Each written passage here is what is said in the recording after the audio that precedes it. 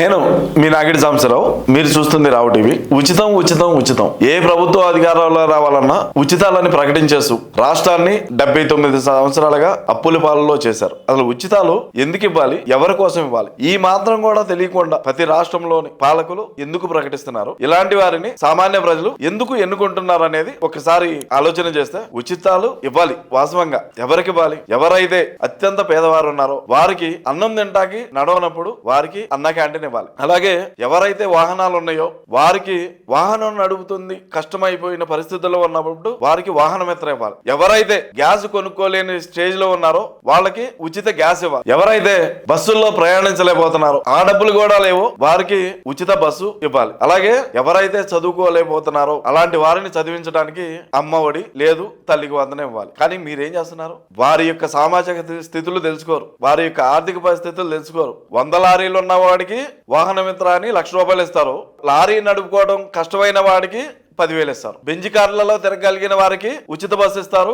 అలాగే కాలినడకన వెళ్లే వారికి ఉచిత బస్సు ఇస్తారు. అలాగే అమ్మఒడి కార్పొరేట్ స్కూళ్లలో సంవత్సరానికి 5 లక్షలు ఇవ్వగలిగిన వారికి, ఢిల్లీ పబ్లిక్ స్కూల్లో లాంటి చదివే వారికి 10,000 ఇస్తారు. భోజనం చేయడానికి కష్టమై పిల్లల్ని చదువుకోవడానికి తీసుకెళ్లే వాళ్ళకి 10,000 ఇస్తారు. సరే, ఇప్పుడు 15,000 ఇస్తున్నారు అనుకోండి. సో ఈ విధంగా ఉచితాలు ఎవరు అడిగారు? నిజంగా 78 సంవత్సరాలుగా పాలిస్తున్నారు. ప్రజలకి ఏమి ఇవ్వాలో ఏమి ఇవ్వకూడదో తెలియని పాలకులు అయ్యారా మీరు? నిజంగా ప్రజలకు ఏం కావాలో ప్రజలకు తెలీదా? ప్రజలు ఏం కోరుకుంటున్నారో మీకు తెలీదా? నిజంగా ఉచితాలు ఇవ్వాలి.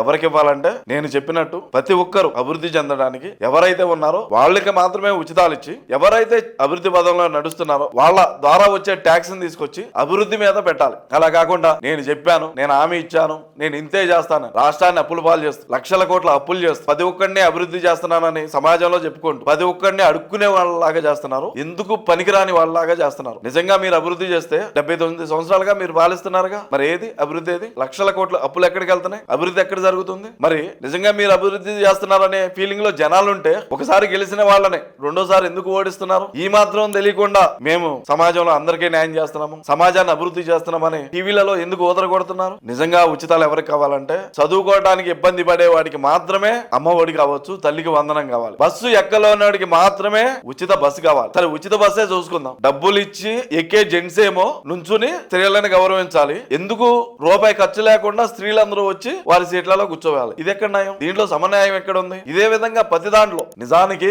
ఉచితాలు ఇచ్చేది ప్రజల్ని అభివృద్ధి చేయడానికి కాదు, ఉచితాలు ఇచ్చేది ప్రజలని పిచ్చగాళ్ళని చేయడానికి. ప్రజలు కూడా ఈ వాస్తవాలను కలిగించకుండా నాకు ఉచితం వస్తే చాలు, ఏమొస్తాయి ఉచితం వస్తే? ఇలాగే ఉంటారా సమాజంలో ఎంతకాలమైనా? చైతన్యంతో ముందుకు రారా? అలాగే మార్చి 2 వర్గాలు మాత్రమే ఎందుకు పాలిస్తున్నాయి? మిగతా వాళ్ళు ఎందుకు చైతన్యం కావట్లేదు? మిగతా వాళ్ళు ఎందుకు తెలుసుకోవటం లేదు? ప్రతి ఒక్కరూ స్పందించండి. సమాజంలో ప్రతి ఒక్కరికి సమన్యాయం జరగాలి. అందుకోసం ప్రతి ఒక్కరూ నాకెంతంటో నేనెంత అంటే ఆ విధంగా ముందుకొచ్చి సమస్యల మీద స్పందిస్తారో, మీకున్న పరిస్థితుల వల్ల మీరు స్పందించలేనప్పుడు స్పందించే వారికి ఎప్పుడు సపోర్ట్ చేస్తారో అప్పుడే ఈ సమాజం ముందుకెళ్తుంది, సమాన్యాయంగా నడుస్తుంది. కాబట్టి భవిష్యత్తులో వచ్చే పాలకులన్న ప్రతి ఒక్కరికి ఉచితాలు ఇచ్చేస్తాం అని కాకుండా ఎవరికి కావాలో వాళ్ళకి ఇవ్వండి అని కోరుకుంటూ, ముఖ్యంగా రావు టీవీ తరపున డిమాండ్ చేసేదంటే సమాజంలో ప్రతి ఒక్కరికి 2 ఉచితాలు కావాలి. అది ప్రభుత్వం చేయాలి. అవి ఏంటంటే, ఒకటి ఉచిత వైద్యం, రెండోది ఉచిత విద్య. ఎటువంటి వారికైనా ఎక్కడైనా చదువుకునే అవకాశాలు కల్పించాలి. అది కార్పొరేట్ స్థాయి అయినా అలాగే గ్రామ స్థాయి అయినా. రెండోది, ఎటువంటి వారైనా ఆపదలో ఉన్నవాడు అప్పుడు వారికి ఉచిత వైద్యం అందాలి. కార్పొరేట్ వాళ్ళు లక్షల కోట్లు సంపాదించుకుని అభివృద్ధి చెందుతున్నారు. మరి పేదవాళ్ళు చచ్చిపోవాలా? డబ్బులున్న వాళ్ళు ఉన్నత విద్యలు చదివి IAS ఆఫీసర్లు అవుతున్నారు. ఈ పేదవాళ్ళు ఇంకా అలాగే పేదరికంగా ఉండాలా? ప్రతి ఒక్కరూ స్పందించండి. ప్రతి ఒక్కరూ మీకు ఈ వీడియో నచ్చితే సబ్స్క్రైబ్ చేయండి, షేర్ చేయండి, అలాగే లైక్ చేసి సమాజంలో ఏదైతే స్పందించాలో అవి స్పందించడం కోసం మీ ప్రతినిధిగా రావు టీవీ తెలుగు ప్రజావాణి తరపున మేము స్పందిస్తాం. కావున ప్రతి ఒక్కరూ సబ్స్క్రైబ్ చేసి, షేర్ చేసి, లైక్ చేస్తారని కోరుకుంటూ మీ నాగిడి సాంబశివరావు. జై హింద్.